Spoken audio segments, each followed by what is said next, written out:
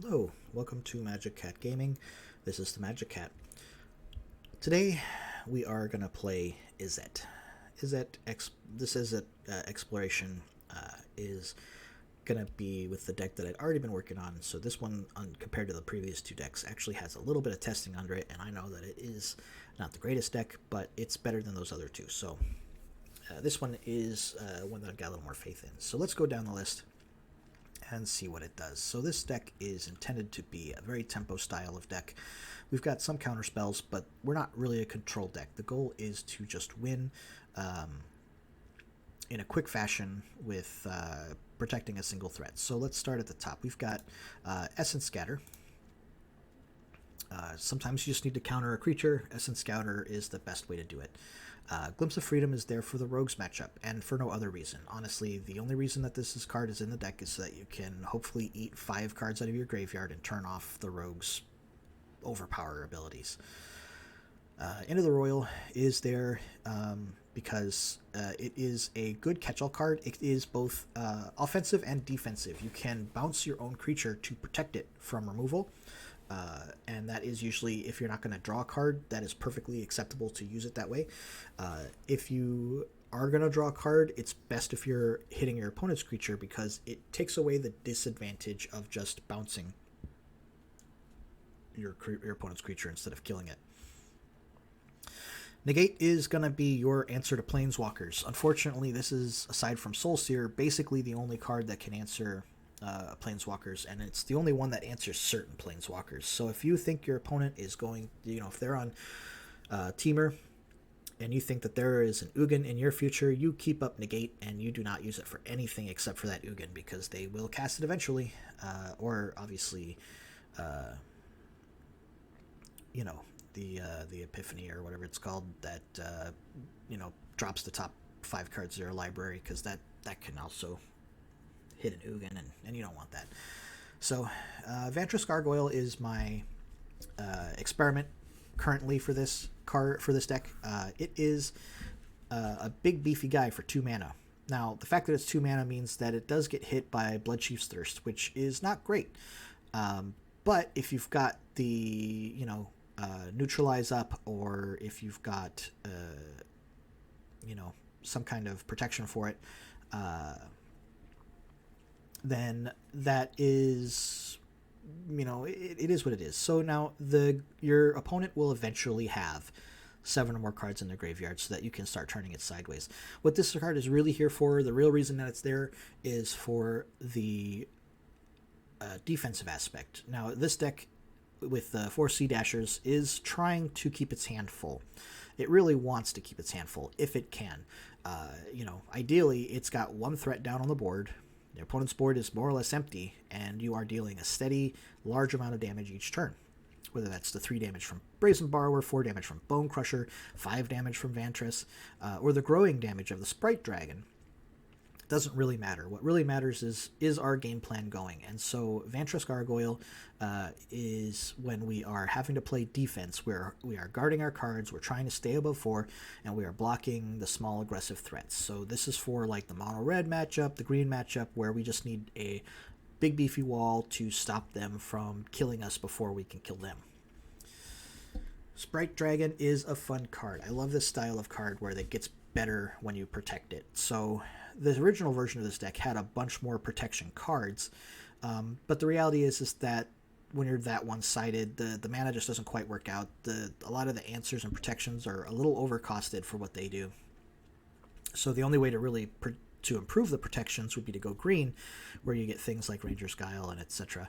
But the mana base then gets untenable for something that wants to be aggressive. There's too many tapped lands that you'd have to play to make that work, or you just have to accept that mana screw is going to determine half the games you lose. And so that's not really acceptable to me. So Sprite Dragon is a little more vulnerable in this list, but it actually ends up being pretty good in the mid. Like, for example, if you play a Vantress and sit behind it for a little while and then pull a Sprite Dragon later, this deck might actually want Into the Story at some point just to be able to refill. That might be something I try out later in the future. Brazen Borrower is a great catch-all for this deck because it is both a spell and a creature. So it's a spell, so you can use Petty Theft to bounce something, which makes the Sprite Dragon bigger. And then you can cast it as a 3/1 flyer, which helps you beat down with a Sprite Dragon. So, pretty straightforward. Neutralize is here to basically prevent you from losing the game. Whether that means you are countering a threat you can't otherwise answer, countering a card that is going to kill your game-winning threat. The reasons for Neutralize are many, but the reality is that, again, you're not a control deck. You don't have limitless answers, so that Neutralize you need to be a little bit more miserly with to make sure that you are countering the right thing. This is not a deck for people who just want to fire off counter spells. That is the way to lose. Sea-Dasher Octopus is a fun card. It is the curious obsession of this format, in that it is a little bit better, a little bit worse in a lot of ways. So it's a little more expensive. You have to pay 2 to mutate it onto a creature, but it is flash, so it's a bit more of a, you can do it when your opponents are shield down and get immediate advantage out of it. Or you can do it on end step and untap and get even more mana to use. So there's a lot of options that this card has. And in fact, you don't. The real advantage is that you don't even have to have a creature on the board. You can always just pay 3, get your 2/2 that has that ability, and then you can use it Into the Roil or Brazen Borrower to clear the path, so that you get to attack in and draw a card. Pretty good card. Bonecrusher Giant, again, same thing as the Brazen Borrower. It is an excellent card for this deck because it is both a instant and a creature. Now, that instant is pretty good, 2 damage. It's just a shock for 2 mana. Not always the greatest, but the fact that it comes strapped onto a 4/3 body for 3 mana, that already beats the vanilla test. That's pretty good. And then the Bonecrusher Giant dealing 2 damage to anyone that targets it with a spell, that's even better, because now if your opponent tries to remove it, you've got 4 damage out of a single card. It takes a 5 mana investment, but that's a pretty good return. Usually 3 damage out of a spell is the best you can get for a single conversion. Lightning Bolt is kind of like that gold standard. So the fact that this guy kind of almost demands either a card or, something along those lines to deal with, and still is going to guarantee you 2 to 4 damage, very solid card. Soul Sear is here because we need to be able to kill creatures that are already on the board. We need to be able to kill planeswalkers that do mean things to us. And this also has the advantage of being able to eliminate the god from the mono white decks that has that occasionally pops up. So they play, a bunch of white creatures that gain life, and then they play that god, and he's going to beat you down with his indestructibility. You just Soul Sear it right off the board, and you move on with your life. Now for the lands, again, we've got Temple of Epiphany, really good in this deck because it lets you draw what you want to draw. I don't need to really belabor why scrying is good. Riverglide Pathway to basically be versatile, of course. Fabled Passage, we're less worried about the tap lands on this one. We do want to hit our lands, and we do want to make sure that we have a lot of blue. This deck is very thirsty for blue, so we want to make sure that we can pick our colors if we can. Now we've got our mountains, we've got our islands, and we've got 2 Castle Vantresses, just kind of as a catch-all. We definitely want to be able to scry in the mid to late game if we're not getting what we need, and we've got a bunch of extra mana we can't use. Castle Vantress gives us something to do to try and get back into the game. All right, so with that all talked out, let's go ahead and jump in and do a couple of games on the ladder.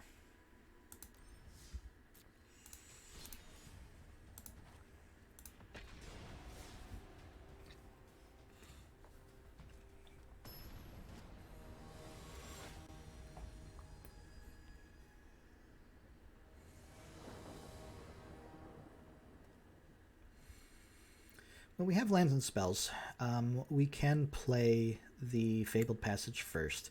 We've got 2 Bonecrushers, a Neutralize, and a Dorat, and a Negate. Since we're kind of creature heavy, I don't mind keeping this hand. If those Bonecrushers were spells that didn't do anything, I might be a little less eager to take it, but I'd probably still take it, because Dorat is really good with a bunch of spells. So what we're going to go ahead and do here is we're going to Fabled Passage for our blue source.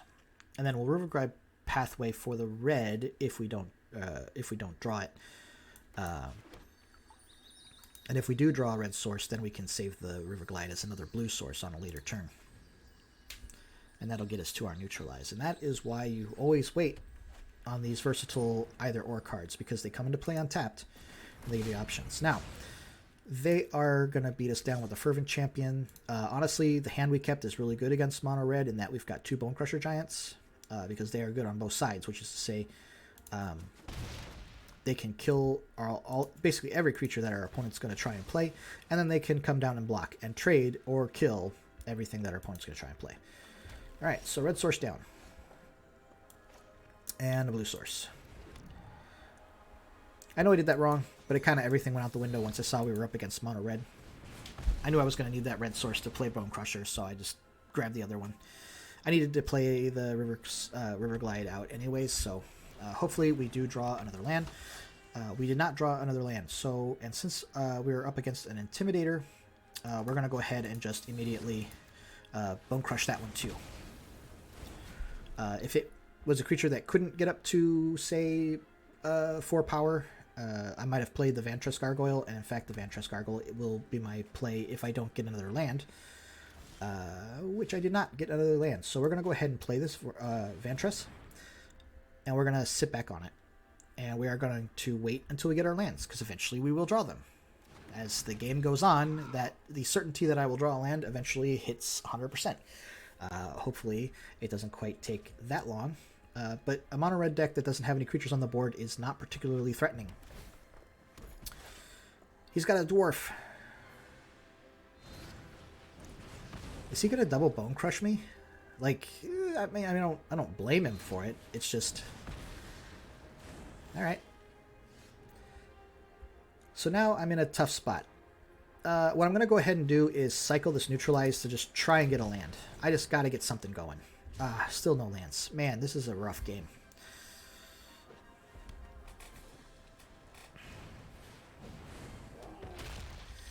Yeah, my opponent's on 5 mana. If I don't get a land here, I am just not going to have any ability to stay in this game. Oh, man. Alright, let's cycle away the other counter spell. Now, we're just going to call it like I'm not in this game at all. That is rough. So sometimes you just don't draw a 3rd land and the game is over. So if I had drawn a 3rd land anywhere, any 3rd land at any point in there, even that last cycle, I would have stuck with it because I would have had at least a chance. But he was going to hit me for at least another 6, probably play another 4/3. And there wasn't much I could do about that.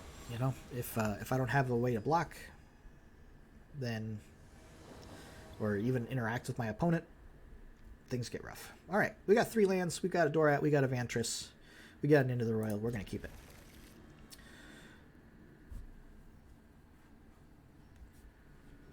Now, whether we play the Dorat first or the Vantress Gargoyle first is going to depend a lot on what they're doing.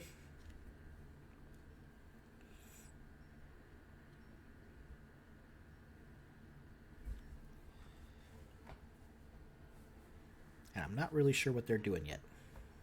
Okay. Do we want the 4th land? Nah, I think we're going to let it go. We don't have anything that costs 4 at all.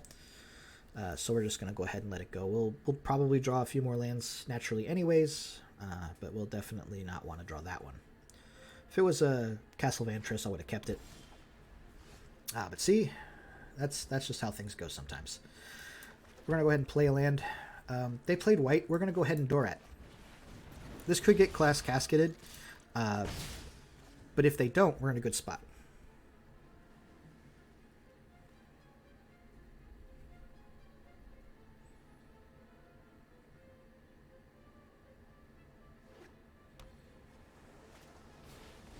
Birth of the Mellitus. That's pretty good. So now we've got Into the Roil, and we can keep that up to protect it. We've got Brazen Borrower. We could play out a Vantress Gargoyle, but I don't see that being particularly good at the moment. What we're going to do, we're going to play our tap land. We're going to keep the Bonecrusher because it's another threat, and it is going to hopefully let us pump up our Dorat on an end step. Now that 0/4 does not do a thing for them against our Dorat. That's reasonable. Alright, since they didn't do anything, we're going to go ahead and use the Petty Theft to kill off a token. And get a token on our Dorat, which is great. Now, Riverglide Pathway is going to come down, and we've got plenty of red and blue, so we're going to go ahead and get another blue source. Because, again, the deck is very thirsty for blue. We're going to go ahead and attack in for 2 this time. And we are going to leave up Into the Roil with Kicker.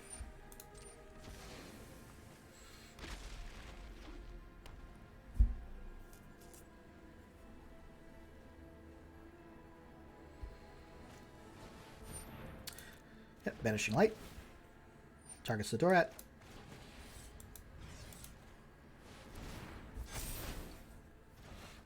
We save it, we draw a card. We're feeling good. Okay, and now we've got Neutralize back up for Dorat, so we're going to go ahead and get another island. We're going to play our Dorat. We're going to get in. We're going to do some damage.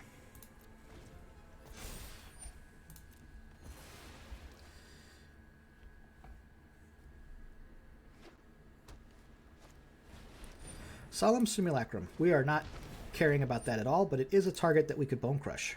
So we'll probably Bone Crush it.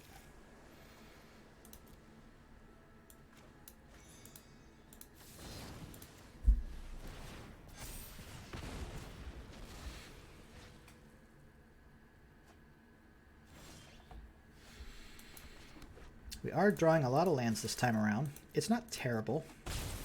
But we're going to go ahead and sit back. Now, we could have played the Bonecrusher there, or perhaps the Vantress Gargoyle, but I want to get down the Brazen Borrower on their end step if they don't force me to Soul Sear and Neutralize.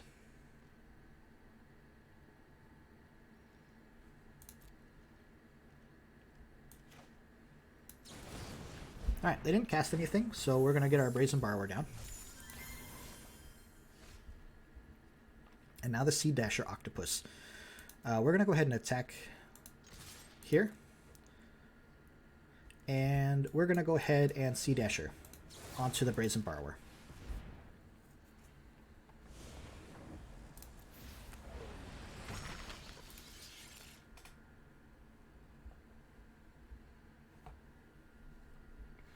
We've got the Neutralize. If they try to kill the creature, we go ahead and do that. We don't want to go completely shields down, and so if they did... See, now that's interesting, because they are going to force us to answer that. But we do have an answer in Soul Sear, so let's go ahead and get that dead. And we're going to get to draw a card. We really care about that more than anything. Oh, and it's a Castle Vantress. Let's get that down, and we're going to go ahead and end the turn. Now we have more threats. We've got the Bonecrusher Giant. We have the Vantress Gargoyle.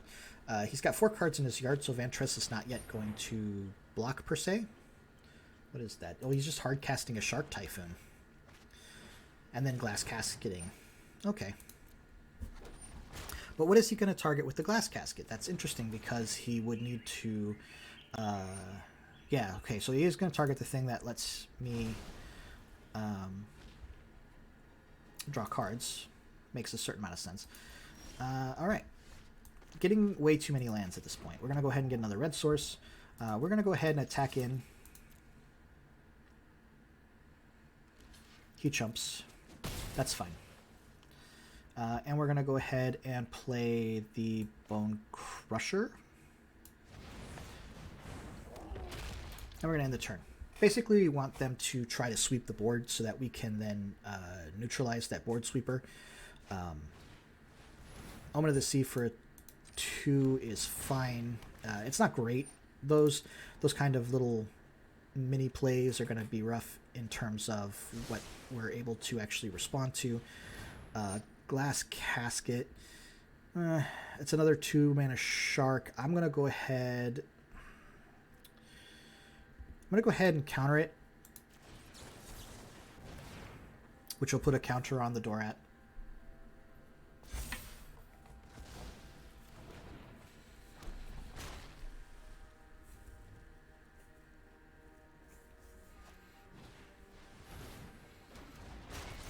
And now he's got a lot of 2/2 sharks. And there's enough that I would need to top deck a lot of sharks. I would need to top deck some more stuff to really be able to attack effectively. I'm probably going to still attack with the Bonecrusher. All right, that's pretty good. I am going to attack with the Bonecrusher because he has to lose 2 sharks to stop it without just chumping it.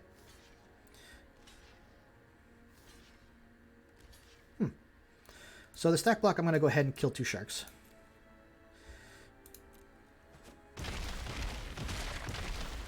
And that's fine. He was probably afraid of Embercleave, and that's a very reasonable fear against a deck that has shown you nothing but this kind of stuff. So I'm going to go ahead and play the Vantress Gargoyle, which cannot attack yet, but it can block. It can block really well. Labyrinth. So now he can basically stop one of my creatures from attacking. So this is turning into a more slog of a game than I really want it to be. The Solemn Simulacrum is going to go ramp for another card. I'm not going to counter it because in turn I can block it all day. It's not really going to be a super big threat.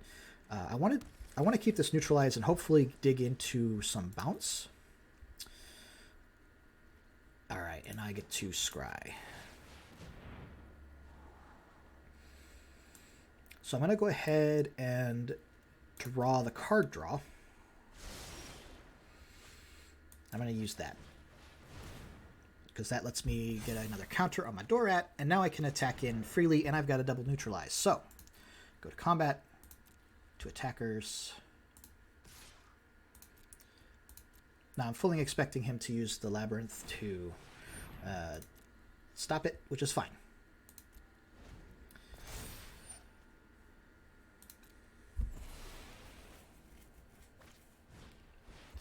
Vanishing Light. We are going to counter that.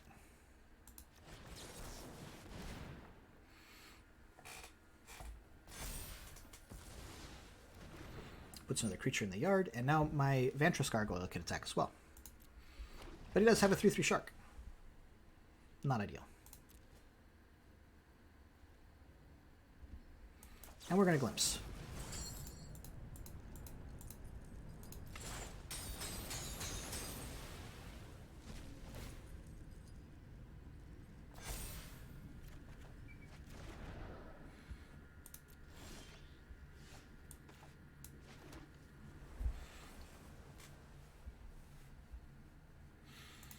Alright, we're going to go to combat. He's going to untap the Dorat, but he's probably going to stack block the Vantress.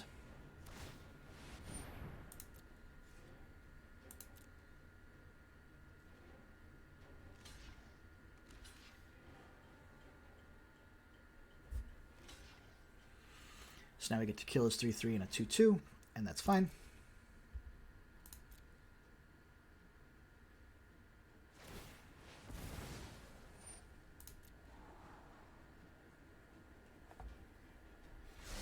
Left him on top. He liked him. Okay. We're going to play our Vantress. And we're going to end the turn. Now we've got our Castle Vantress. So here he goes again with that. We're going to counter it again. We need our threats. We need them badly.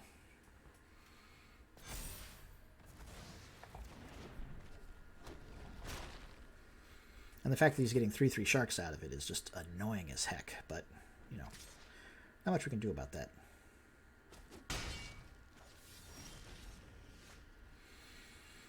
Alright. We did not get what we wanted. We're going to main face scry. Oh, yes. Get rid of that. And we're going to sit on D for a little bit because we need to be able to get in. And we're not getting in as it stands. So Dorat is going to sit back, play defense for us.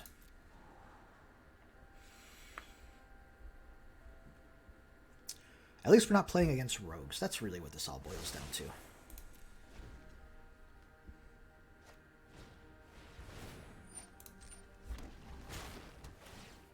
Unfortunately, we're not getting the bounce that we really need. We needed to get the bounce to bounce the Shark Typhoon so we could then counter it when they tried to replay it.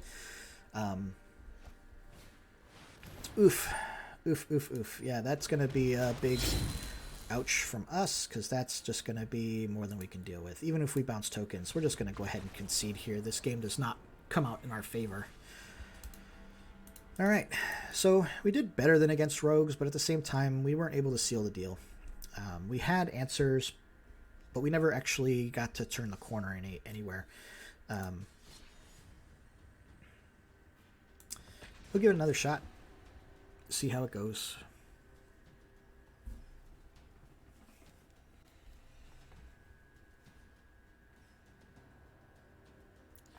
If you're interested in playing a similar deck that does this a little better, CGB did a Izzet Control list that has a lot of the same cards, but also runs the Midnight Clock, and basically just has a little more staying power. Where if I had been playing that deck, I would have definitely kept playing that game, because I could have at any point resolved the Clock Tower or my own Shark Typhoon and stayed in the game. But I did not have any of those things in the deck, so just kind of sitting it out. So now we got Brazen Borrower, we got a Sea-Dasher, we got a Neutralize, we got an Essence Scatter, we got 3 lands. We're going to keep this one. And our opponent is on a Yorion deck, so it's going to be the control matchup. The Essence Scatter might be a bit of a dead card. Oh, maybe not. That is a Temple of Malady, so they are probably some kind of Sultai.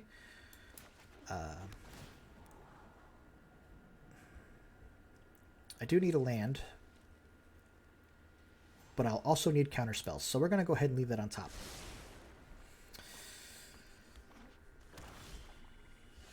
All right, and now we are going to go ahead and give ourselves the chance to play an Essence Scatter, and we're going to go ahead and leave that up. We also have Brazen Borrower if they play something else that's not... yeah, Cultivate's fine. So what we're actually going to do is we're going to cycle one of these Neutralizes, since they didn't give us a target for a Brazen Borrower. That way we're using our mana efficiently, and we have a better chance of drawing a land. We got a land, yay. All right. So we play that, we pass the turn. We've got neutralized mana, and we can hard cast a Borrower. If they don't force us to neutralize, we end step Borrower. All right, end step Borrower.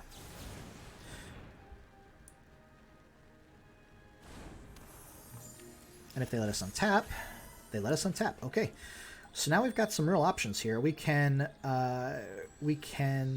try to put a Sea-Dasher onto that, or we can try to Dorat. But I think really we're just going to go ahead and beat. We want to keep our Neutralize up.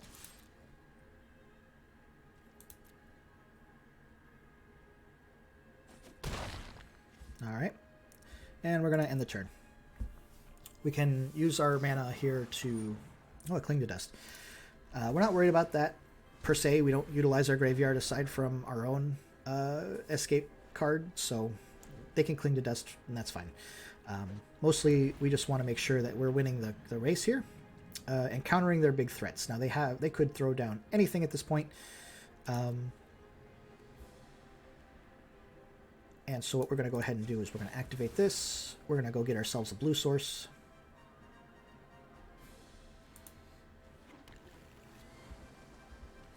Now we could Bonecrusher here, but we would have to lose our Neutralize, and we don't want to do that. We want to protect our Brazen Borrower.